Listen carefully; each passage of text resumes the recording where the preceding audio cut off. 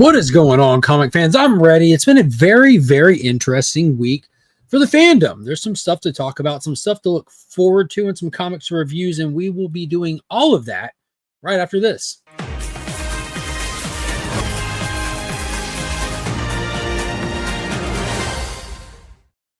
Joined as always by Sector 2015. What's going on, Paul? Not much going on with you.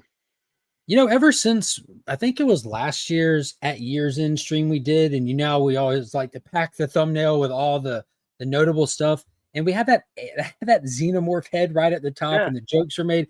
Ever since then, I've been a little bit more noticeable of how we stack up on the screen with the background.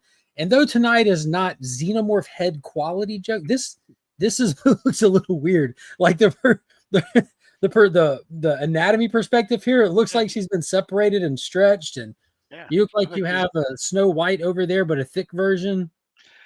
Yeah, I was gonna go with what's the girl from Aladdin? Oh, Jasmine. Yeah, one of the best. Yeah. That was one of the live action Disney movies that I absolutely loved. I watched it numerous times. Yeah, and the Red Sonja lady does look like she's been part of a magic act. Yeah, it looks like she got a long torso somehow, which is weird because she's kind of crouched down as well. Mm-hmm. Very interesting. How's your week been? Pretty good, pretty good. You sound a lot better than you did last week. Yeah. I'm on a little bit more medicine. I actually bit the bullet and took some medicine. Nothing crazy, just like some Tylenol and Zyrtec. Mm-hmm. It's we've had a lot of rain over this week too. It's rained almost every day for the past 5 days. Thank God it rained today, and that get rid of all the pollen. It does, which this time of year you don't see it. Like when it's the pine pollen, right. Like the pine pollen, the wind blows and it's literally like a dust storm that moves through. You see it. This time of year it's not as noticeable. But I drove down to Pop's house today, and I dropped off all those mystery boxes. Again, shout out and thank you to everybody who picked up a mystery box. That helps the family out tremendously. We're going to be spending a good chunk of change on some car repairs, and I figured I would do what I can between now. I think we're aiming to do it in like a week. So I'm trying to do as much as I can in like the next week to get up monies to throw toward that. So thank y'all if you picked up a mystery box. They will be on the way tomorrow. I dropped them off at Pop's today, and he does all the labels on the computer to make it faster and everything. And he'll be reaching out to everybody with shipping numbers like he does, and they'll be coming to you. So thank you, everybody. But when I was leaving his house, it had rained a little bit, and right at the end of his road, there's like a slab, a concrete slab where an old building was, and you can see the actual, like from where it's rained on there, where it actually collects a little bit of water, and it was yellow. I'm like, dude, that's crazy. It's the first time I've seen pollen since April, but lo and behold, it is here, and it is ravaging me as well as Finn. He's got the allergy bug as well, which is unfortunate. It's not a fun life. No. But yeah, good stuff otherwise. Been a ridiculously productive weekend. So let's say hey to some of the folks in here. We had Madam clocking in at 8:30 this morning. When I set this stream up, I did it in haste and accidentally set it up for AM. Well, this is an early one. No, it's not. We're actually 7 minutes late. How about the irony? Mike came in clutch. I think he meant PM. You think? We had X11 in here, said, I'm so confused. I'll try back in 12 hours. Have a great Sunday. And we got a brand new channel member, Tyler Allen 100. Welcome to the Legion. Coming in clutch. Dude, I love that show. That was such a great shot. Welcome to the Legion, Tyler. Reach out to me on Instagram or what is it? Facebook, X, Thread, whatever. Message me. Most likely I'll see it first on Instagram, though. But reach out. I'll send you a new member welcome packet completely free and heading your way. Just let me know where you want it sent. We got Pop in here. What's going on, Pop? Dropping those custom emojis that now Tyler has access to, like the rest of the channel members. You get access to those by becoming a channel member. Brian LCS, what is going on? What is it? The awards. Comic Book Community Awards. Comic Book Community Awards. Dude, I completely blanked out. Finalists will be announced on Friday, I believe, if I'm not mistaken. Right, Brian? Correct me if I'm wrong. So at this point, we need to be changing our announcement from Go Vote, because we're past that, to Go Vote for the finalists. No. Go to the YouTube channel, because he set up a separate YouTube channel for it, right? Correct. CBC Awards here on YouTube. Go check that channel out. Subscribe so you get the notifications. And this Friday, you will get notified and be able to take a look at who the finalists are in each category. And Brian will have the next set of information and dates and stuff from there. But for this week, head there and go subscribe so that you can get the notifications and know when everything's happening. Mark's playing Mr. Mom. He'll be right there. Yes, that's exactly what I was doing. And then Kyle got home right on time. Worked out good. What is going on, Brian? I have comic issues. What's up? What's up? He just did a stream just a little bit ago with Hall Yeah Comics, I believe. I didn't get to catch it live. I was doing the Mr. Mom stuff, but I'll definitely try to check it out. Leafy Substances, what is going on? Good evening to you. Leafy Substances channel member. I don't think I've ever sent you a new member welcome packet unless it's somebody who's been a member and changed their name. Leafy Substances. That sounds suggestive. I wonder what that means. Like iceberg lettuce? I don't know. Romaine. Rich, what's going on, homie? Good evening to you. I've been trying to stain my fence. All this rain makes it quite difficult. Yeah, this has been the worst week in the world to try to do any painting or staining outside. Finally saw Fantastic Four. What did you think? Let me know. Let me know. I'm home, everyone. Out the Chicago frying pan right into the fire. It was cooler on the plane ride home. Dude, it's been such a relief this week not being in triple digits. Going from triple digits to like lower 80s, like super, like high 70s. Like this has been like, it's a real fall. Like it's false fall, but it's like fall on time. That never happens. Glad you can have a tie-dyed fence. There you go. Brother John Comics, what is going on, homie? What's good with you? Have a good show. Back to last night of vacation. Enjoy yourself. Yeah. Treat yourself. And we got J-Med. Hello, everyone. Hope you all had a great weekend. Paul, that Red Legion shirt is awesome. And that's kind of like, now you're just kind of twisting the knife. So I did the summer shirt thing and dropped the little Legion of America design. Ordered myself the exact shirt he's wearing, the pocket logo. I ordered a tank top and I ordered a hat. Not a single one made it yet. They're sitting in printing, and Paul's had his for like a week now. Mm-hmm. But you can pick up your stuff at legionofcomics.shop. It should be like at like somewhere below what you're looking at if you're looking on a device. If you're watching on a television, I don't know where it's at on the screen, but it's all available down there, as well as Pop's Attic on Instagram, which you want to check out. I dropped off a long box of books, and there's some crazy stuff coming up on Pop's Attic in the next week here. Owned. Yeah, my post office is so slow they haven't even produced the shirt yet. Right. That's crazy. Paul, what's coming up on the sector this week? Tomorrow morning, you and I will be discussing Absolute Superman number 10, Absolute Green Lantern number 5. And then this is, I guess, that key week. And so we will be having 9 o'clock Wednesday night on my channel, which, selfish plug, you can actually find my link down below as well. Everything's down there. Everything's down there. We have Burt Conley 54 Comics, and making his first appearance, it is Mark Spector Comics. Dude, that'll be a really fun show. Yeah. And we have our another of our Summer of Superman giveaways. We have the complete set of the Superman movie covers that were put out by DC this summer. Plus, we'll be giving away. Plus, we have Adventure Comics number 210, which would give, if you don't win, well, even if you win, because it's passed, you can get a free 30-month trial of 30-day. 30-day. What did I say? 30-month? Yeah, that'd be awesome, though. That would be awesome. 30-day month trial of DC Ultra, I believe it is, right? Yep, the Ultra tier. So you have access to DC's whole back catalog, plus new comics as new as 1 month, like all kinds of stuff. More comics than you could possibly read in 10 years, much less a month. So get your fill. It's a really great marketing strategy. I know some of the comic shops aren't happy when it happened for sure, but I really don't feel like the app or place is picking up new comics, at least not for a lot of folks like myself. Right. But yeah. So yeah, be sure to check that out. That's at 9 o'clock Wednesday on Sector's channel and at 10 a.m. tomorrow on Sector's channel. So make sure you are subscribed to his channel. So very, very, very interesting week. Yeah, there's a couple things that I have on here that I want to talk about. Not too many. There's a couple of them. The most obvious one made the thumbnail. We're gonna save that, but we're gonna start this off by just letting everybody know that the Red Sonja movie, that's long awaited, long long in the tank. It's one of those movies that faced a lot of issues along the way with actually getting it released to the people. It was announced earlier this year that it's coming to theaters, and they dropped a full trailer. It reminds me, honestly, of like the Jason Momoa Conan movie. Mm-hmm. If no time had passed at all. Like, it looks like it was made at the exact same time that movie was, which isn't a problem, but it's important to go in these things like with the proper expectations. Not that you shouldn't have high standards, but just to kind of know what you're getting yourself into.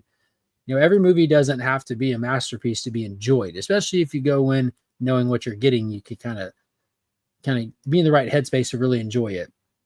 Well, a little bit over a week ago, if you follow the official page for Red Sonja, I think she's the producer. I don't know her name, but she does all the social media stuff for it. She's like super close to the movie. She announced that this was not getting a full theater release, that it'll be in theaters for one day only. One showing, one day, and that they'll be announcing the theaters coming up soon. She stated that this isn't a big Marvel movie. We won't be able to keep it in theaters for a long time. We know if we did, it's just going to get panned. Like, they're pretty much admitting like that these people worked hard on it. They did a good job, but we're aware of what we have here. This isn't something that you just keep out there forever just to get raked over the coals. So they wanted to put it out there at least for one showing so that the people that have been so supportive of it can at least have the opportunity to see it. And that day is this Wednesday, the 13th. So JMed, there's no way in HE double hockey sticks that this isn't somewhere near you, because it's near me. And you're in literally Hollywood. So are they releasing it for one day so that it's eligible for the Oscar awards? I think they're releasing it for one day just so they not admitting complete defeat. Because I know, like, to be, and JMed can correct me, but I believe to be eligible for an Oscar, it has to be released and run for one day in LA County, I believe. JMed, drop your I don't know if you want to do this. So drop your what is it, area code or zip code? What's the 5-digit one? Zip code. Or either DM it to me. I'm curious. So the only way you could really find it for a while is going on Fandango, looking up the movie. Like, that was the easiest way. But when I saw on Fandango finally that one in my area had posted, I went straight to my Regal app to get my points. Because like Pop says here, it's like a Sonja Fathom style event. One day, one night, one show only. And it's on a Wednesday of all time. It's not even out to compete with anything else that's releasing, kind of thing. But I got tickets. Today is Pop's birthday. He turned he turned like 95 or something like that. But today is my dad's birthday. So I messaged him the day that it went available. Like, I was checking multiple times a day because I like watching stuff in the theater. Pop's like watching stuff that he wants to see in the theater.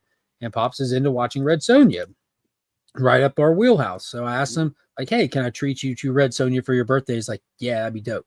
So we got tickets. We're going. When I got the tickets, there was only one other person that was in the room. I don't know how many are going to be there or not. We'll find out Wednesday. But yeah, it's just something I want to bring to people's attention, because if you're like me and you like to support theaters, even though it's like detrimental to your bank account, especially right now. Luckily, after July, I have so many Regal points that I was able to save a little bit of money trying to do this. But so many Regal points. Is it an IMAX? No. Damn. Is it at least 3 hours long? No.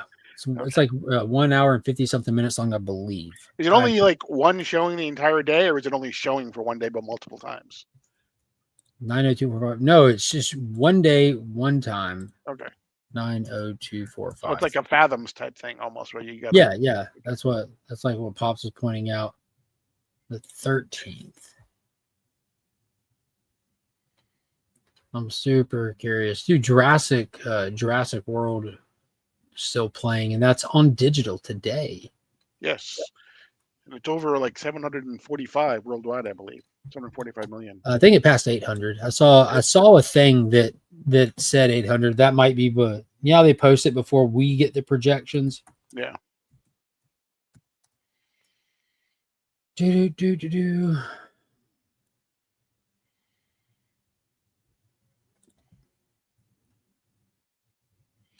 So J-Mate found one 10 miles from him. Oh, well, he's already found it Friday. There you go. There you go. 902 in the reunion. Happy birthday, Pops. Yeah. He gave you a middle finger, Joe. You see that? Pops gave Joe the middle finger. Joe said happy birthday. He put up the middle finger. He gave Joe The middle finger, not me. I used to live right next to 90210. Now I'm a few miles south. Love Conan and King Cole, but Sonja is just a cover buy for me. Easy on the eyes, but the stories aren't very good. I got Google. I don't even need to buy the comics, to be honest with you. I enjoyed the movie. I will enjoy watching a movie about it. Not mad at a new one.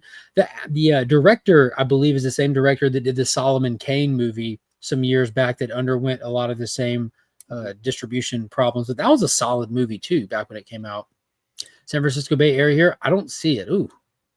Closest theater that has one showing is 10 miles from me. All right, well, there you go. Book your tickets. Book your tickets. Everything else is in WeHo. Is that French for West Hollywood? I believe it is. Yeah, maybe. Thanks, Joe. Welcome, Pops. Oh, they patched it up. That's good. There you go. That's for you, buddy, not 90. You told me earlier today you're turning 97. 10 miles in LA ain't 10 miles. It is if you walk. You don't have to sit in traffic if you walk. Spoke too soon. Finding a couple now. Yeah, that's my thing. Like it's going to be everywhere. Unless you live out like an Amish county, you're Lancaster, you should be fine. Where they don't have moving pictures. No, they have flip books. Exactly. That was good. I was going to wish you a happy birthday till that response, Pops. Yeah, see, you just can't go flicking everyone off, Pops. Canadian survivalist, what is going on, homie? No smart, yeah. Pops will flick me off in a heartbeat. But yeah, I'll be honest with you guys. I'm excited about it. I think it'll be fun going out for the birthday. It'll be fun. Yeah, absolutely. Yeah. Now, I'll tell everyone else later. I don't even want to talk about that because not a lot of people are keeping up with this. But if you want to go see this, go to the theater and see this. Don't worry about when it'll be streaming. Don't even worry about that. Don't even worry. All right, I'll tell you. It'll be streaming like 2 days later. Exactly. It's just it's probably already streaming. No, it has the date set up already. I believe its streaming release date is Friday. So if you want to see it and you don't want to go to the theater, it'll be available for streaming. I don't know if it'll be instantly like put on an existing platform, if it'll be available to purchase on streaming. Kind of like Hellboy the Crooked Man was, how it was only available for purchase on streaming. And there will be a physical release that they said later. I wouldn't expect the Steelbook on this one. I wouldn't expect the 4K on this one. Like, you're probably getting the DVD Blu-ray treatment. If they do make a Blu-ray, it'll probably be one of those Blu-rays that doesn't even work on a 4K player. That's my guess. It'll be 480p. Yeah, exactly. Gina Carano messed up her own career. Compare people in USA to Nazi Germany on social media. Disney gave her plenty of chances. I'm glad you bring that up out of left field, Kevin. Thanks for jumping in the conversation. Let's just do that then. Since Kevin wants to do that, we'll keep that right there. We'll move over to the next news story. For streaming, you already said that Jurassic World is streaming. It was also announced this week, August 26th. Superman. Is streaming. Yeah, we got some Superman stuff on here. But what do the Gina Carano thing? This was the biggest thing in headlines. This really is the way. Gina Carano pile drives Disney over Mandalorian firing with settlement and job offers. So Gina Carano absolutely dominated Disney in this whole situation. I like how they're weaving in wrestling moves when they're talking about Disney now. Yeah. Wrestling, Mandalorian reference with is the way. But I think it's funny that, and I was talking to Paul about this a little bit before this, how politicized people can take this. And there's a little bit of it that just kind of inherently is because of the nature of things. And you have to go back in time and actually remember the context of what happened with everything, because this all goes back to 2021. The world was definitely a different place for a short couple of years there that as more time goes by, we'll look back on and really see a lot of craziness from all political sides. Like, there's no denying that. There's a lot of crazy stuff that a lot of people won't be proud of. And the firing of Gina Carano is going to be one of those things as time goes on. We can play partisan and pretend like we forgot about history, but luckily for us, history is all recorded these days. Everything plays out in the public square. Gina Carano did not compare USA to Nazis. She did refer to the current state of how we were treating each other to how people were treating their neighbors pre-World War II, pre-Nazis. And unfortunately for a lot of people, context goes out the window and they see an opportunity to attach to a political side and attack people blindly, showing their ignorance of a situation. That's the context of what happened with Gina Carano, who was one of the co-stars, supporting cast members of what was Disney Plus' most popular original series, The Mandalorian. And Gina Carano made a historic win against Disney. And some people don't want to give her the win because it was ultimately settled.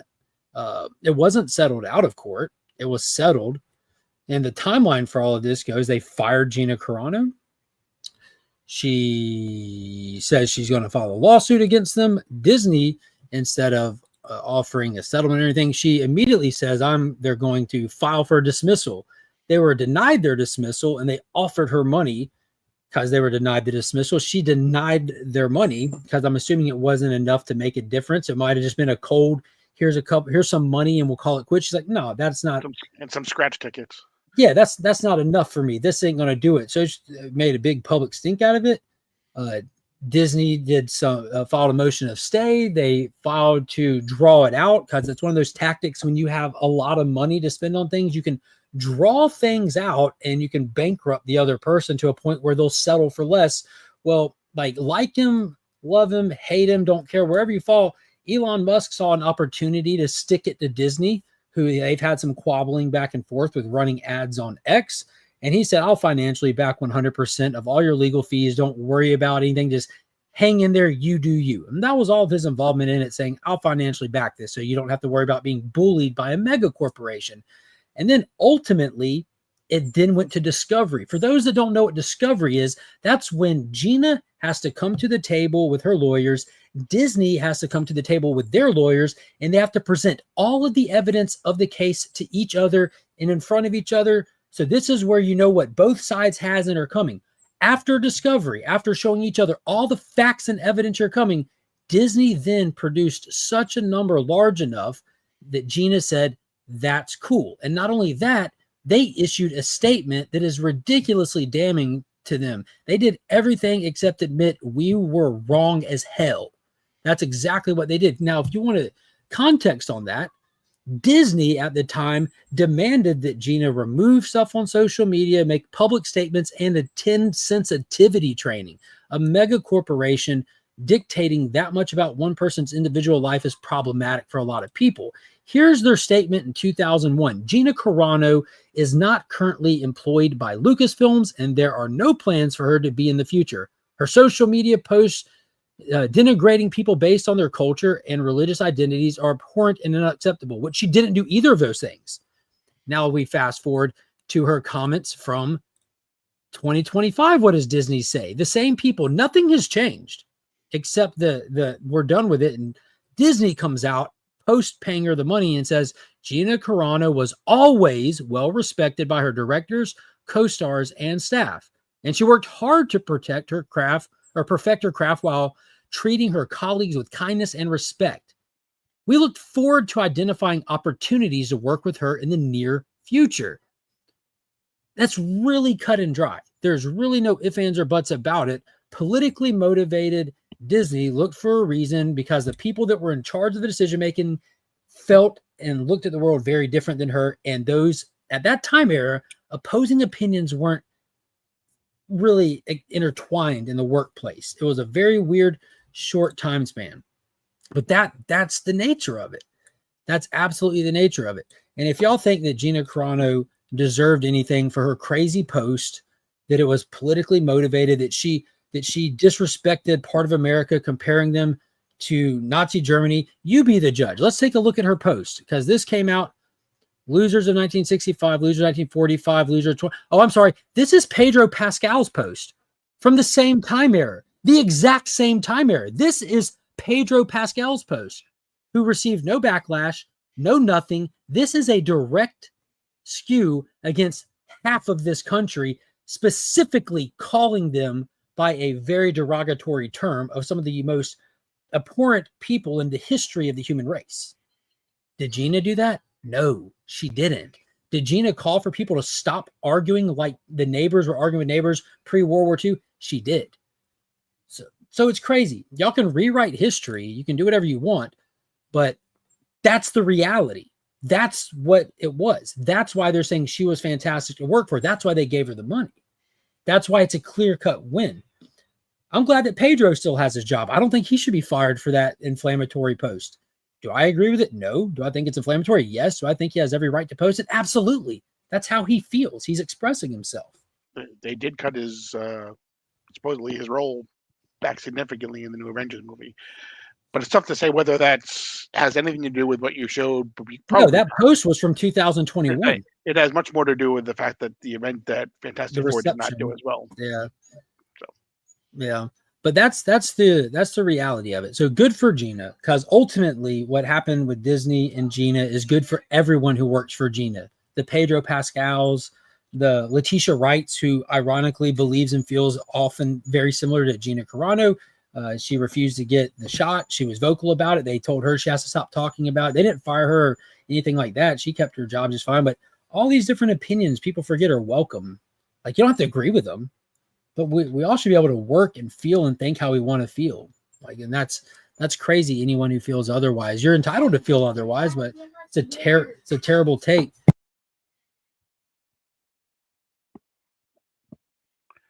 Yeah, it'll be interesting to see when, if ever, we do see her in a Disney project again. It would be interesting, especially. I hope they can mend things. You know, I'm not the biggest Disney fan, but that doesn't mean they can't do some stuff to straighten up. And I think the first step would be getting her into the Mandalorian and Grogu movie, because that movie's coming up. That's it can use anything on its side to help it out. Star Wars is in a weird place right now. Yeah. I'm getting me a shirt that says Gina Carano pile drives Disney along with a line of "I don't care." Perfect. Yeah. Goldfish. Don't be a goldfish. Yeah.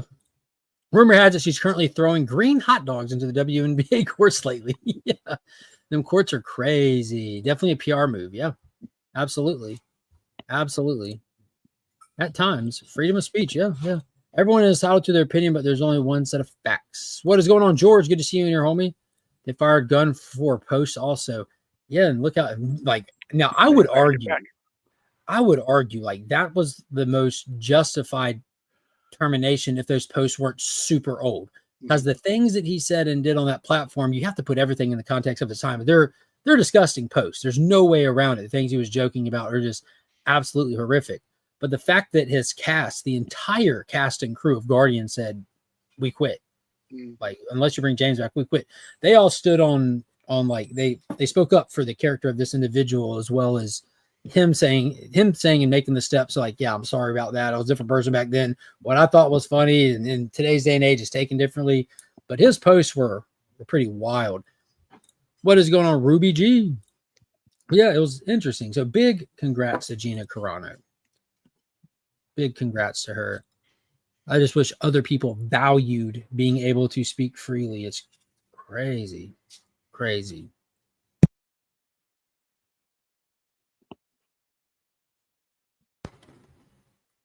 All right. Do you want to take it over and talk about our good friend TJ? Our good friend TJ. Flash by Night Comics. Yeah. Yeah? You don't know where this one's going, do you? I do not know where this is. Yeah. TJ is a phenomenal TikToker, Instagrammer, yes, YouTuber, and a good friend of ours. He's featured on this channel from time to time, and he is always welcome back on this channel. He was on the last Guess That Key. He was. He's one of the best people I know on the platform. Well, TJ put up one of his, that's him down there in the corner. I didn't mean to get a picture where it's hard to see him. That's just how he does these videos, and I wanted to properly give him credit for this. Flash by Night Comics on social media, here on all the platforms, here, Instagram, he TikToks. I think that's where he records these. But he put up this fantastic post that's relevant to our Superman conversation, and TJ's take on it is very interesting. He did say, this is why talking box office is not my first, second, third, or fourth favorite thing to do when it comes to movies. This is why I don't listen to any of you box office TikTok analysts. You don't know what you're talking about. So first off, let me get on the list. Paul, what did you think of the casting of Superman? I loved it. What did you think of the script? Loved it. What did you think of the CG? For the most part, it was pretty good. Did you like the after credits? Yeah, I mean, it was different in that it didn't tie to anything, which I was okay with, actually. So now us talking box office of this movie is not the first, second, third, or fourth thing. We're going to put it in slot number 5 so that we don't upset TJ. Let's do this. Right. So this post specifically is one that was on the list for us to talk about tonight. It was a post that James Gunn made as a response to a fan that asked, they asked, does Superman have to break $600 million at the box office in order to be a success?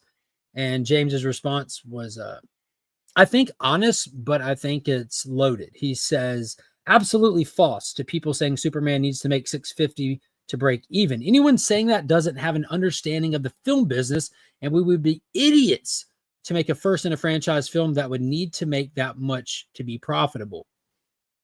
Interesting take. Yeah, I mean there are certain things. Yeah, I mean Supergirl's already made and everything. It's I was one of the I said that it to me it needed to be more. It needed to be the foundation of a universe to be able to launch other films from more than any dollar sign. But Warner Brothers is only going to make so many if they're not profitable.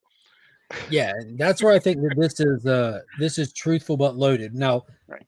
the question that was asked to him and the question that he answered, I don't think are the same question in this situation. Because unfortunately for James and for TJ's opinion on this, I completely disagree. I love talking box office numbers. I love talking like the basically box office math, box office science. It matters to me. The way that these films perform, like you just said, really dictate what the future might look like. If they're not successful, they don't keep making them, or it greatly changes the way in which they come out.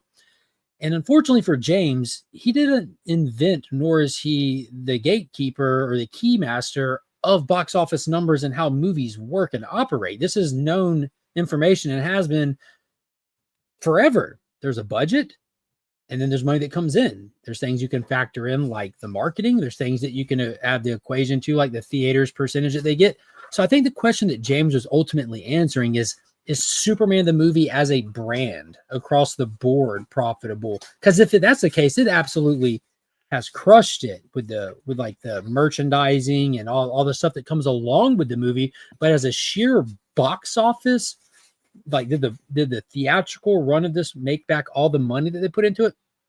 Yeah, and that's the thing too is I think you're right. I don't think he answers the question that was above. There's a difference between what do you need to make to break even? That's going to be a dollar amount. There's a dollar amount to break even. And what do you need to do to be successful? Those are two different things. Yeah, exactly. And this movie was a massive success. Like we Right. said, James did the impossible. When Yeah. he said in that little behind the scenes promo clip that was kind of like in place of our second trailer, he said, I didn't know what to do. But then one day I cracked Superman. He did. He Right. ultimately did. He made the general audience fall in love with this. He made it the movie of the summer. This might not get the highest box office return, but it's clearly the movie of the summer. There's plenty of people that dislike it, Mhm. plenty of diehard Snyder fans that refuse to like it. I'm a Snyder fan and I enjoyed the hell out of it.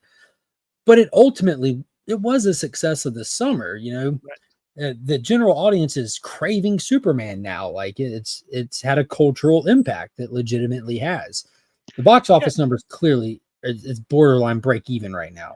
Yeah, and I think it has the potential to do what a lot of times what probably happens all too few times is that I think the second one or the next one has the opportunity to be even more profitable dollar wise than the first. Yeah, absolutely. We talked about it before it came out about how this movie has already had like this crazy footprint showing how normies like that are shopping in the grocery store and stuff were wearing officially licensed merchandise Mhm. a month out before this movie even released. Now, I know wearing Superman shirts has always been in style. Like people have bought Superman t-shirts since they printed them. Mhm. But for people to already pick up the new movie logo shirt before ever seeing it, that showed you a level of like zeitgeist that was happening of hype into the public. And that's where the true win is. Like he got people excited for DC. And ultimately at this point, now a DC universe film will be the highest grossing superhero film of the year. I think it was the first time in 17 years, was it? Yeah, I think so. Around there. Yeah. That's mad impressive. Just a small heads up, F1 is being re-released in IMAX and has made the same amount of Superman. LOL. Yeah, F1 hasn't stopped. Yeah. Like legit has had legs, has not stopped. I'm hoping that if I see an And it's opening, the opposite of Superman when you compare domestic to worldwide. oh, okay, so it's doing everything overseas. A large portion of it. It's doing pretty well I think it had considering. like over 300 million domestic last time I looked at it, but it's been out for like a month now. Yeah. But hopefully the ongoing legs that this is seeing. It's available for video on demand as well. I think this is going to be one that goes to the Apple TV Plus, whatever they call it, the Apple streaming service, if I'm not mistaken. Which I'll definitely be watching it at least on a 70-inch flat screen. Which if I sit close enough to the TV, I can get the same effect. Maybe not as comfortable, but yeah, they're just about the same. F1 has done 178 domestic, 392 worldwide. Okay, so I was back. 392 international, 570 worldwide. It's up there. Yeah. And did they update Jurassic Park? Yeah, Superman is 331 domestic, 247 international. Jurassic World is 326 domestic, 473 international, 799, or you're right, 800 worldwide. That's a juggernaut right there. Dude, never bet against dinosaurs ever. Exactly. Ever. Yeah, they're guaranteed another one. Now it's a bigger shame that they didn't rename it. Jurassic Rebirth should have been the name of it. Jurassic Rebirth. A brand new trilogy start. Hopefully we get Skojo and Duncan back for a second one. Superman has made me want to catch up on my backlog of Superman comics. I've been about 2 years behind. As of this weekend, I have 3 issues of Action Comics left before I'm up to date. Nice. And that means those 3 issues are the Mark Waid, where it switches over to be a Superboy comic. Some really good stuff in there, man. Some really good stuff. So Superman is now the 3rd highest domestic. It just passed Jurassic World this week of the year. Oh, don't forget the sunscreen if you're too close to the TV. Yeah. I've heard it should have been called Afterbirth. You didn't see it? Man, I didn't like Jurassic as much as I thought I would. Same here. I had a blast going with the kids, but I think Dominion was better. Like it's not in my top 3 Jurassic Park movies. The original, The Lost World, and Jurassic World, the first one, I think are the 3 best ones. And after that, Dominion was a blast. I don't know why that one gets any kind of negative hate. It did over $1 billion at the box office, but I legitimately have watched that one countless times.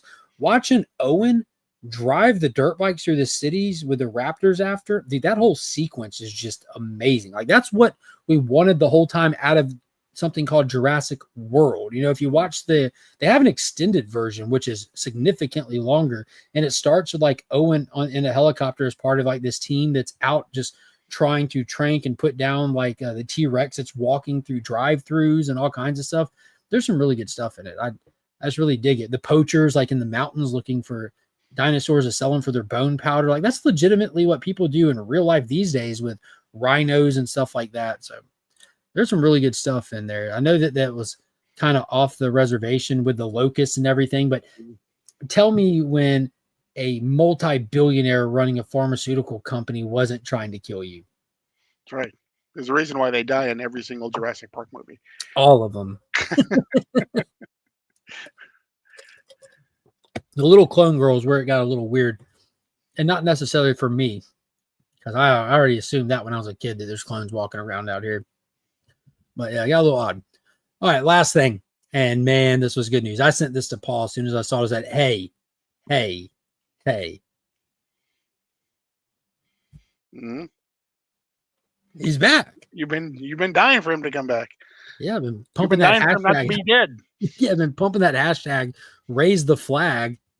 That's right. But Joel Kinnaman, hashtag my Rick Flag, will be reprising his role as Rick Flag in James Gunn's new DCU Peacemaker Season 2, which starts when? Week from Thursday. Week from Thursday.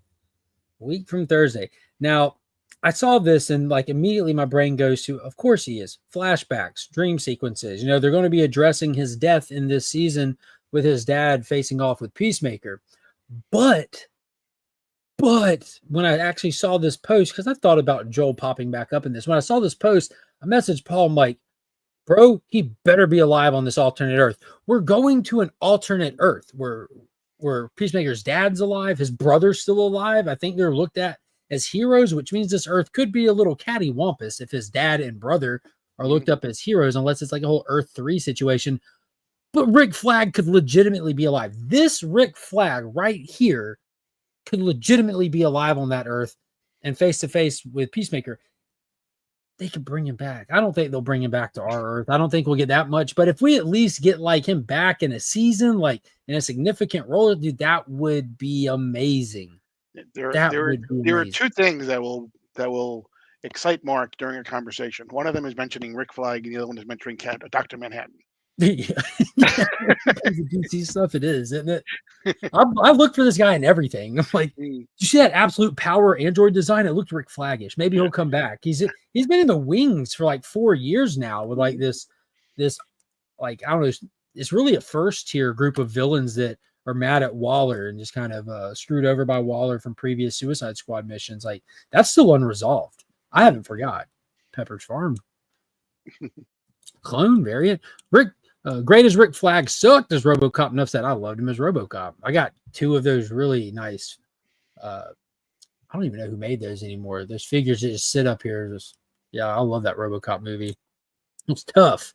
It was tough.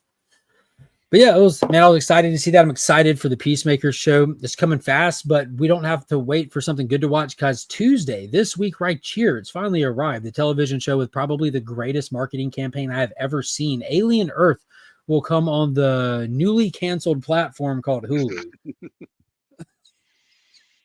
What's being hailed as like the greatest Hulu original in the existence of the app. High budget, big names. You got Timothy Oliphant in there, who's like an FX regular when it comes to programming, and massive franchise that's doing amazing right now between the Predator stuff, Alien Romulus. They're doing a television show, and it's going to premiere this week, followed by the cancellation of the platform.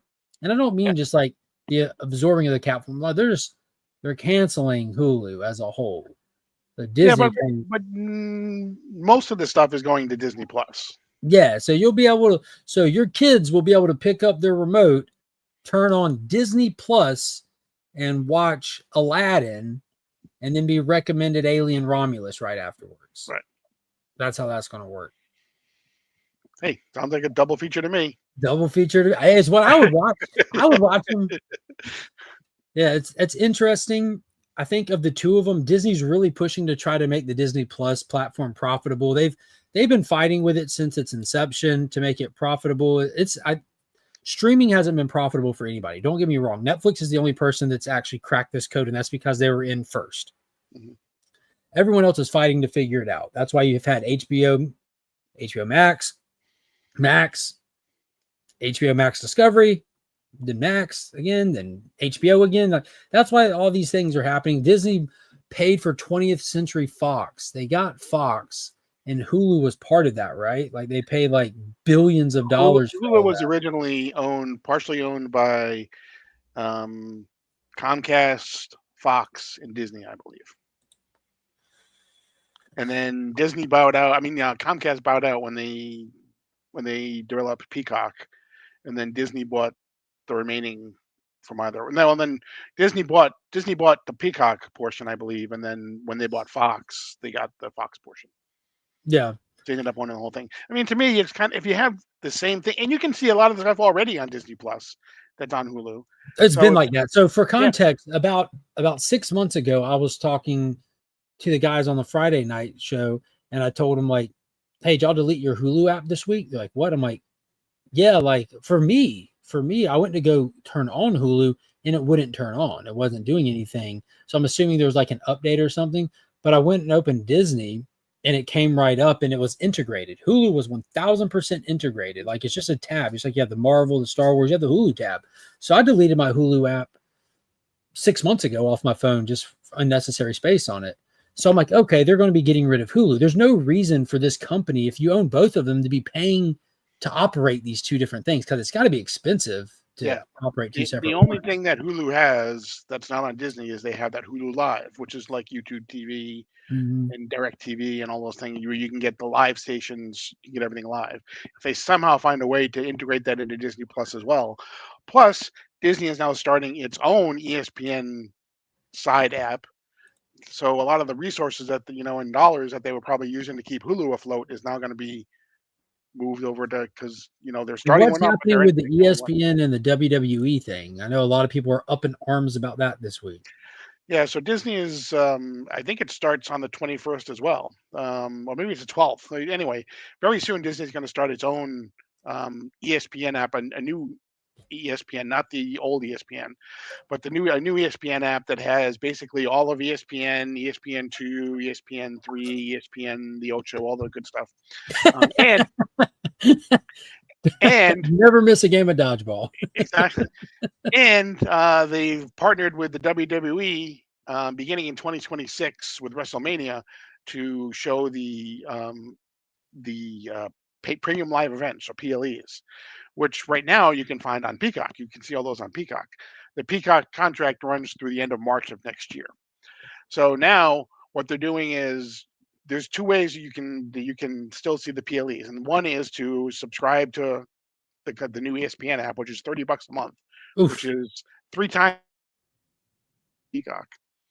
Or right now they have a deal with I believe with DirecTV, with Hulu Live, those Hulu that they have, where if you have ESPN on your platform, you automatically get a subscription to ESPN, the new ESPN app. Is it a limited subscription or no? It's supposed to give you everything, and they're supposedly going to be trying to work it out with YouTube TV, and they have Spectrum. You get it with Spectrum, but or Charter, one of those. But some of the cable companies as well, you already get it.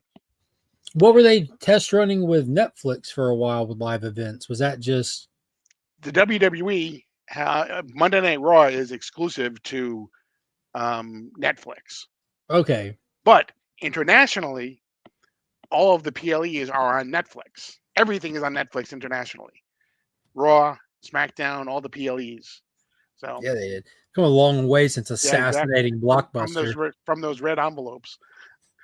So Netflix basically owns everything WWE internationally. That's pretty interesting. I know a lot of people were, dude, I saw so many mad face comments. Well, I guess I'm going to stop watching WWE now. And I'm like, dude, it's just, you don't have to subscribe to to ESPN forever. You can just treat it like you treat any other pay-per-view. If you want to watch it, just pay in for just buy the fight, buy the WrestleMania. Just look at it as you're just paying for this live event to go in with a buddy or something on it. Just get 1 month, watch what you want to watch, and then just cancel it. Or pay $3 for a VPN to England, and sign into Netflix in England, and you'll have all your PLEs. Yeah, the VPN thing I know goes over a lot of people's head, and you can even go to, like, what is it like? I think most political commentators on YouTube, whether on the right or left, most of them have the NordVPN ads at the front of their videos. Mm-hmm. So if you just go clicking on political commentators on YouTube in their description, you can see which ones have discount codes for VPN companies. VPN companies are wildly popular with those. So there's tons of discounts for even VPNs. I get it as part of my Norton security suite that I have. For my computer. Yeah, but I know, like, when I watched all of the pay-per-views that AEW put on, because I went back to watching wrestling with AEW and was keeping up with Sting all the way through his retirement. It was like 2 years, and I didn't miss a single pay-per-view. I'd got an app called Bleacher something. Bleacher Report.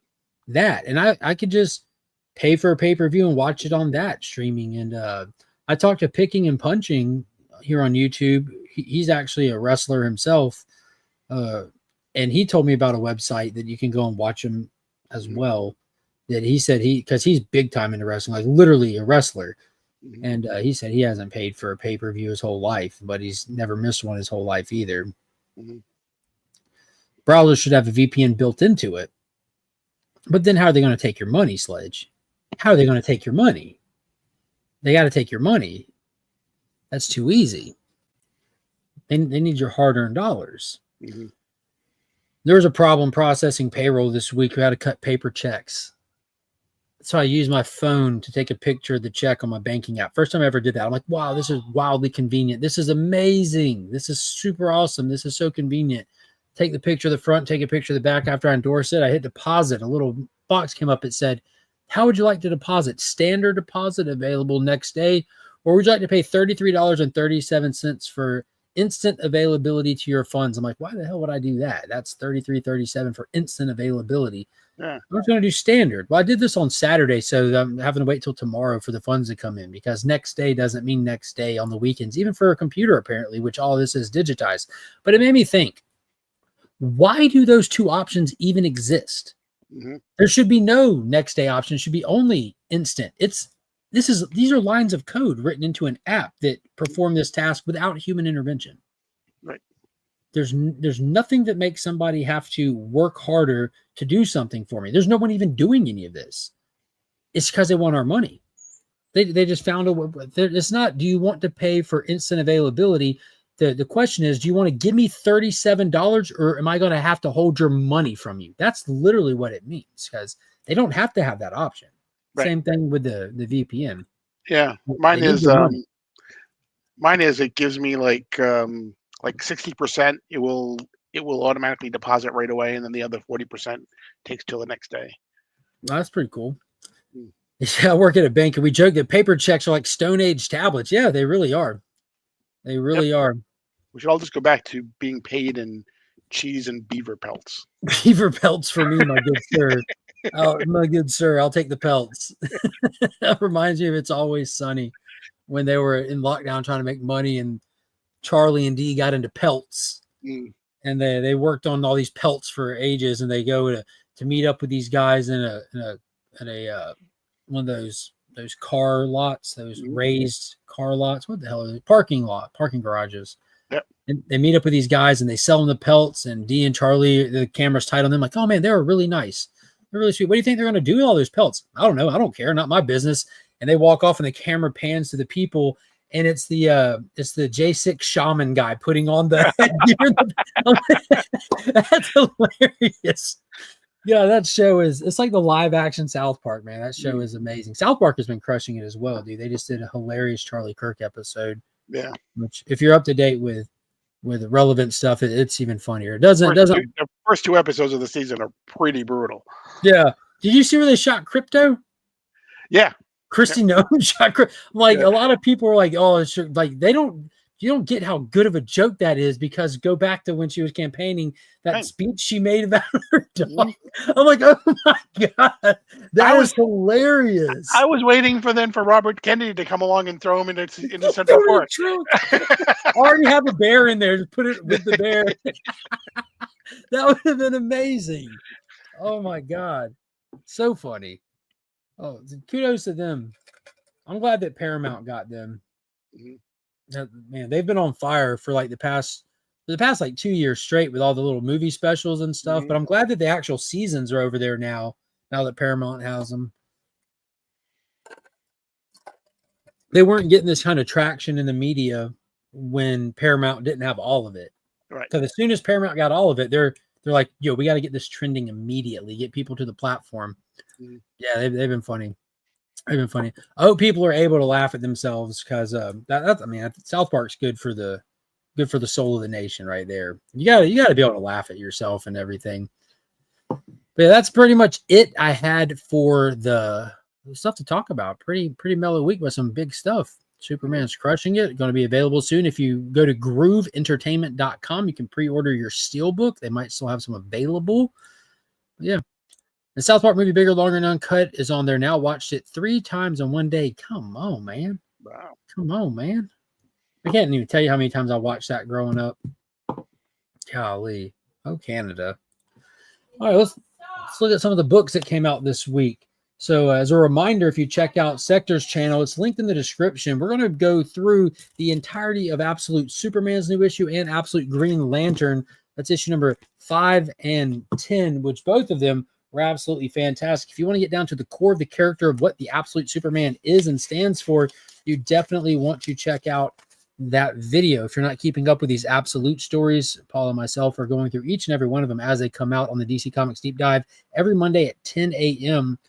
Check out the issues from the previous week. Other than those, Paulski. I only have one other book that I actually what?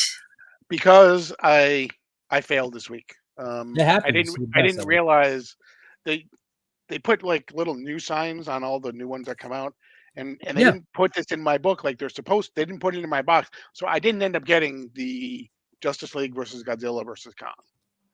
You missed it? Issue number 3, yeah. So I'll get it next week. But I did get. Let's see. This is the one that I got. Hey, JSA. Well, I got that too. Take us through it. What'd you think? It was good. They're still playing there are more heroes and villains in this than you can shake a stick at. Than any other book right now, including the event book of Justice League Godzilla. Yeah. So we see Kid Eternity is in heaven or in the underworld or in the afterlife. What do you want to call it? Talking to all the dead heroes and everything, and she's met by the Keeper, who basically gives her some instruction, instructs her how she's able to take essences or parts of the deceased Justice Society members and use them to fight some of the things that are going on in the living world, because Kid Eternity can walk amongst the dead and amongst the living as well. We get a little history of Kid Eternity as well. And then we see current JSAers fighting still against Mr. Sorrow and Wotan and all of those good people as well. And we find at the very end of the issue that Wotan, they have captured the Spear of Destiny, and now Wotan has it, and he is using it against the JSAers, and that's where the issue ends. Yeah, it's pretty interesting too. A couple things along the way. You had Scandal Savage talking with the little Serpent Queen girl about how they're kind of not too sure about this idea of waking up the old gods. Like, it's cool, it'll be fine. He promised me France after he burns it all down to the ground. They hid the Spear of Destiny in Carter's secret museum. That was a cool little touch. But I got to tell you, man, I'm concerned about the longevity of this book. I feel like what Jeff Lemire is doing is really good work, and there's no question about it.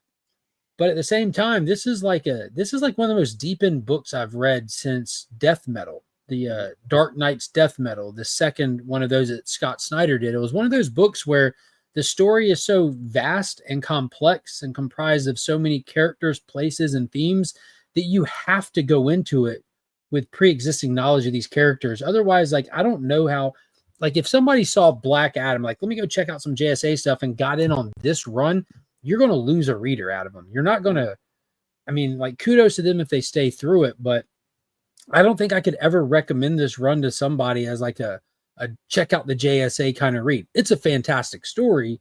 It's very well illustrated. I love the artist that's working on it, but it is a lot.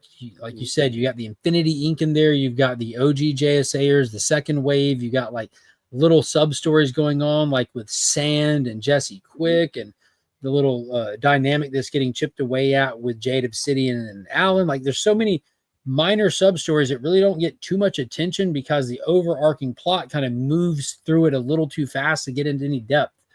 But it's actiony for sure, and it keeps me coming back. I love seeing all the characters, but I would like it to be a little bit more focused. And to think that they've done some pretty monumental things, like the death of major characters have occurred in these 10 issues, and there doesn't look like they're coming back. They've like solidified that death by including them with other members that have died over the years that were never brought back, like Kent Nelson and Wesley Dodds and stuff like that. Even though Wesley did come back for Night Terrors for a brief stint, which was fantastic. But overall, great series, but I fear that it's going to end up being short-lived. We'll see what happens. Well, I'm here for the entirety. So same here. Is anyone else in the chat reading JSA current run? All right, I got some indies. I do have the new issue of Dick Tracy, issue number 11. I haven't had a chance to read yet. It's been pretty busy.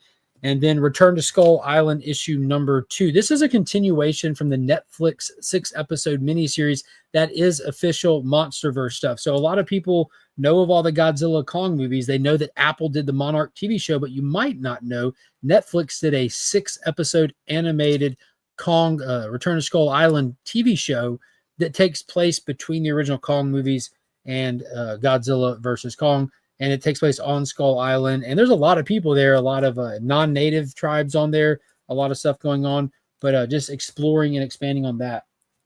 Herculoids number 6. this gorgeous Matina cover. I know it's weird to say. I don't know who he ripped off for this cover or what program he used to make it, but the color man, itself is just yeah, amazing. dude, these things they captivate me. And there's this Blue Falcon ad. Everyone knows Blue Falcon and Dynamite. Dynamite, yeah. I thought I was gonna like start slowing down on these Hanna-Barbera ones, and then I see these ads, and I know it was in here. I gotta show you this thing. Comes out in September, I think, right? I have no clue, but I tell you one thing: the ad for it is freaking insane. Man, I don't even know if I'll be able to find it again. Could have sworn this was only, yeah, there it is. Yeah, look at this.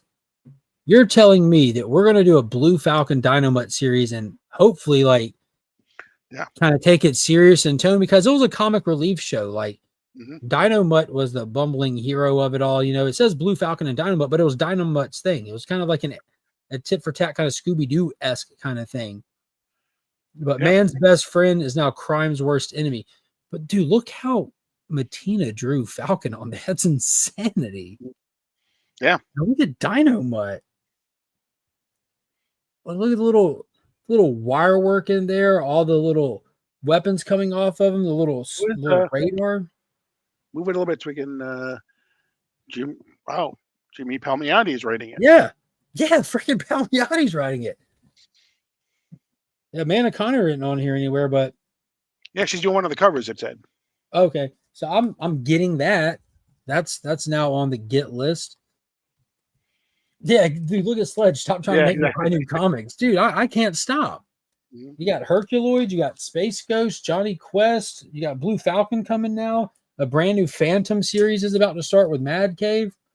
It's wild. But this was cool. Like, this was kind of in a sense, a one-off issue. It's still in linear with the rest of the stuff, but it focused on Igu, who's the big rock creature. Then he was shedding, like he was cracking and breaking, and Dorn was worried about it. And there's kind of a story about how he sheds those rocks, and you see what's underneath it, and how Amzot is unforgiving. It doesn't matter if you're this titan of a creature and you have this moment of weakness, it's not going to relent. It's still coming for you. And his fight for survival as he kind of treks to a familiar place from his past, to these volcanic waters at the top of this volcanic mountain, and the fight for survival to get there, and how like getting there is kind of like soothing to the process of the irritated, itching skin, and the growing back and coming back stronger. It was a great issue, man. I really enjoyed it.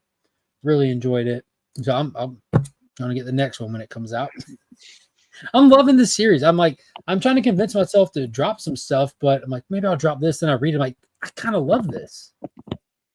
So still at it. Ghost Machine is back, kicking butts and taking names. Got this beautiful Gary Frank cover. Maytal Zuck wrote this Hyde Street story called Sisterhood. This is part 2 of 4. Long story short, 2 best friends grow up, go to the same college together. One decides to rush sorority, dies during the pledging process. Her ghost comes back to the friend and trying to convince the friend to go rush the sorority to try to get some answers and get him shut down for her wrongful death. And all that happens. And by the end of this one, it looks like she has more malicious intent, because while she was there for the first rush celebration, she kind of, because she's talking to her like in the back of her head and through reflections of water and stuff like that, she's like gets her out on a balcony, and one of the only nice girls in the sorority, who is honestly innocent and everything, comes out there to check on her, and inadvertently, accident happens, she falls and gets completely impaled by the fence that surrounds the property. So obviously it looks like the ghost is going to drive her friend potentially crazy during this insane revenge plot. But yeah, super cool. I'm not typically a horror comic guy, but the Ghost Machine stuff I pick up, and it's rocking and rolling. I got some cool covers to show you too, real quick. So last month there were some damages in shipping, so they had to be reordered. But there was a couple of the Godzilla Kong issue 2. I think there's got to be more than that, right? It was only the 2, but there's some of the variants for Godzilla Kong Justice League number 2. And here's the Alan Qua connecting cover. There's going to be a full connecting cover set by the end of it.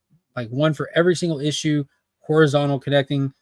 And we got Rodon, Tiamat, Croc, some of the skull crawlers on there. It's a flipping wicked cover. The liquid hot magma on Rodin's wings. It's good stuff. And then, like you said, issue 3 came out this week, and here's issue 3's. You got the Queen of the Monsters, Mothra on there. Green Lantern throwing a mecha construct Peacemaker. Isn't that the quad cover? Huh? Isn't that the quad cover? Yeah. This is too. This was the last issue. Oh, okay. I see what you're saying. Yeah. So this one, they were damaged when they. Oh, I see. Right, okay. Yeah. Gotcha. So this is issue 2 and 3. Okay. Issue 2 and 3. Yeah, it's super, super cool. Mm-hmm. Yeah. So yeah, the first couple were issue 2. This is issue 3. And the A cover. Look at this, man. This is Riccardo Federici. Like, dude. King Shark down there too. Like, the detail on Godzilla is just, that's something else. This is a Lucas Meyer. So you got the Suicide Squad on there with Mothra, which is awesome. You know, big Suicide Squad fan. And then the 1 and 25, I believe Kevin McGuire is doing the 1 and 25 for all of them, which is cool because for volume 1, it was a different artist on each 1 and 25. You had Dan Mora, Simone DeMeo did one. Was it Mikkel Janin? Probably did my favorite one. But these are cool. Looks like they're formatted the same. The first one was Godzilla's head with Superman small. The second one was Kong, and this one you have King Ghidorah with Batman down there. But it's really cool. I'm liking that they're matching theme-esque. But the story was really cool. You know, we have Amanda Waller's dead, like legit dead. And they confirmed that in this one. You have Lex Luthor face-to-face with Superman in Hollow Earth. And then the Scar King's ape army was approaching him at the end of the last issue. So you have Luthor and Superman dealing with that. And pretty much Luthor hanging him out to dry. They're after that energy that's in Hollow Earth. If you remember from Godzilla versus Kong, when he got that axe inside of like the place where his family clearly was from, he found that axe and he was able to charge it up on the ground with that energy that surges through it. They want that energy. That's the secret to keeping the creatures and the villains Titan size, how they tested it on King Shark. And Leland Shaw is a savage. That's confirmed. And you get a lot of cool action in this. You have Barry is alive and wounded after catching a round grazed past his head. And they have to get back to Batman's little mech suit that didn't last long to get out of Hollow Earth. So they're potentially stuck there right now. But it's fun, dude. I'm digging it just as much as I was digging the first one. Fast-paced, the characters are balanced well, an actual story happening. Popping in to say Secret Six didn't get any better. That is all. Still surprised many people liked it. I don't know anybody that liked it. I checked out the last issue, but I didn't have a physical copy. I read it digitally. I was talking to Paul about it earlier. What's her name? Nicole Maines? Nicola Maines. Nicole Maines, whatever. Fundamental Scott and Nicole Maines. Yeah, Nicole Maines. Fundamental misunderstanding of who Jonathan is as a character. I even screenshot the page. I showed it to Paul. But when John was talking to Catman and said, I know what it's like to feel like a monster. I know what it's like for people to be afraid of me. That's why I do what I do, because I don't want people to be afraid of me. Like his entire motivation for being a hero is so people aren't scared of him. That was crazy. But I will tell you what, that second page turn when Dreamer punches Jay square in the face, I'm like, yes. And it was an action-packed issue.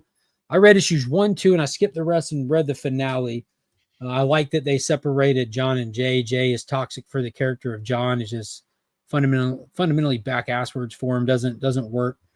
But I'm interested to see what they do with Dreamer and John from here, because I like both of those characters. And Paul. Yes, that's me. Perfect timing. The New Justice League. The New Justice League. It was announced probably starting in November that Nicole Maines will be actually writing a new Justice League that will have, among other people, will have Dreamer, the Green Arrow, Star Sapphire, I believe Huntress, and one or two other people that I can't think of right now. So, did you know for sure or not if John Kent is there? I don't believe so. So we'll see. Assuming a mini series, but Stuff to be on the lookout for. Justice League Unlimited is supposed to give us some context to some of these characters following the Secret Six. Ultimately, it was a nothing burger of a series. I think the only purpose that it served is what Amanda Waller was doing after Absolute Power. You know, she got brain wiped by Dreamer, or slightly memory wiped of people's identities and put in jail. In this, the Secret Six were sent to save her pretty much from the government. The government was out to eradicate her memories as a whole. They have her entire identity put onto a flash drive. All of her memories, her personality, everything, and they want it gone because she holds too much information that's damning toward all the governments of the world that have hired her for work, basically. And Jay had some disagreements about what they should do with that disc, just destroy it. And he fought Dreamer over it. Ultimately, he left with it. Like, he has it. He left with it. So he has Amanda Waller's consciousness, and he's plugging it into a computer at the end of the book. So okay, so I lied. It's 2026. Galaxy, Star Sapphire, Galaxy, Dreamer, Star Sapphire, Green Arrow, and Adam Strange. Galaxy is in Starfire's kid from the young adult series. I believe so, yes. That's weird to kind of bring in the young adult series characters in, because I don't know if they've ever had any page time. Makes me wonder what the book will do, like where it'll fit into things. Right. I don't know. Seems like a pick-me project. Hopefully it's good. We'll see. We'll see. I'll definitely be paying attention to see what's up with it. G.I. Joe Kong Godzilla X over would be awesome. Mm-hmm. That glowing rock stuff could be Energon. That's what they're doing over in the Energon universe. You know, they Energon is the MacGuffin that connects it all. Cobra's weapons run on it. The Joes are investigating, trying to figure out where they get these. Where do you get all these toys, kind of thing? Where do you get these wonderful toys? And the Transformers need it to survive. But that could be cool. That could be cool. You know, in the brand new Godzilla stuff from IDW, they just launched the Kaisei era. They have the actual brand new Godzilla era defined in comics and not movies for the first time ever. And that's what they call the energy that is unique to Godzilla, which would be that glowing energy. In the MonsterVerse, it would be called Kaisei energy. I don't know if it has some kind of translation into English. I don't even know if I'm saying it right. Most likely not, but that's how I say it, Maestro. But we got the second installment in that this week in this brand new Kaisei era connected stuff. This was one that I was originally going to pass on. It's called Godzilla Escape the Dead Zone. This is a series that was solicited the first time I saw it. I think was at Free Comic Book Day, something like that, maybe. And like, I don't necessarily need some goofy Godzilla mutant person in a radiation zone book. But then I read Godzilla #1, the brand new Godzilla 1 series. And the day that I picked up Godzilla 1 at the comic shop to check out the art, look at the covers, that was the day that I learned that this is a new Godzilla era, that these will be connected. Because again, I haven't been looking ahead at what's coming out. So it was like a huge surprise. Read Godzilla 1, loved every bit of it, like shockingly. If I would have looked at the solicitation for it, it would have been something that I would have potentially wrote off. But just getting that Arthur Adams cover to go with all the other Godzilla Arthur Adams covers, like, that's a tradition. You got to do it if you're a Godzilla fan of the comics. And I read it, and as soon as I was done, I'm like, I need this book to get out ASAP. And I didn't even know it was coming out this week. I had no clue when it was, but they advertised it. I'm like, I want to know about the Dead Zone. I want to know more about this new world that this exists in, takes place in, and it's kind of just stepped into. It's not an origin book. It's not a go back to the beginning of Godzilla. You get a little bit of backstory at the very beginning, but this was awesome. Like, people's side effects to living in a world with these giant radiation Kaisei energy creatures. There's tons of kaiju of all kinds of sorts, some brand new ones, all kinds of stuff. Yeah, check it out. Why are you out of bed? Well, tell mommy. I have it hooked up to the thing in the room. You just go to the one in the room, you click on the movie. Huh? We'll go figure it out. You got fingers, don't you? Do you have fingers? Well, Mechagodzilla versus Godzilla doing. That's on HBO. That's Godzilla versus Kong. That's on HBO. Go open HBO and do it. This was awesome. Every bit of it. A little backstory of this character, and then It's pretty much Mad Max style stuff. Okay. Mad Max style stuff. Crazy action, crazy fighting. It was very similar in tone and style to that Image book Ultra Mega that came out. Very much so. And it's very R rated, by the way. Which is not a key, by the way. It's not a key. It's not a key. But yeah, this is not a kid's book. Like a lot of these Godzilla books I pick up, I get them, read them, and I hand them to the kids. Like if they got Mothra on the cover, Monkey wants them, she flips through them. Even if they're just looking at the pictures or getting used to holding books, flipping, the weight and all that stuff. Finn gets them. We'll sit down and read through a lot of them. The Kaisei era stuff, R-rated, F words and stuff, like not for kids. But luckily, there's enough Godzilla content out there for everybody. Like legit, there's so much Godzilla stuff. So going cautiously, they need to put ratings on the front of books like you would on the back of movies. Like that would make a whole lot of sense. There's nothing on this gives you any kind of. It usually is where the barcode is. Oh yeah, dude, I'm glad you said that. Good call. Like it's super tiny down there. It says mature. Just blends in with the barcode. Mm-hmm. Good call, man. Well, they saved themselves from any kind of legal problems. Nicole didn't just not understand John's character. She butchered Jay's character. Yes, that's exactly what I told Paul. Like Jay it's gotta go. Mm-hmm. Gotta go. I've gotten into disagreements over this with my own community. Yeah, it's awful. Damaging for both characters. At this point, get rid of Jay. Get rid of Jay. Get John onto greener pastures. John and Dreamer need to just have like their own momentum moving forward. But Jay's been problematic ever since the Absolute Power Super Sun one shot. Like it hits you. Like you're reading the book, you're like, what? Why would he say that? Why would he do that? That doesn't even make sense. That's been problematic since there. But yeah, they tease the electric blue Superman too. Oh, like he comes down like a teetotal badass, just boom, electric blued out. You're like, yes, and it's just enough just to tell everyone stop fighting. No, like why don't they just leave him electric blue?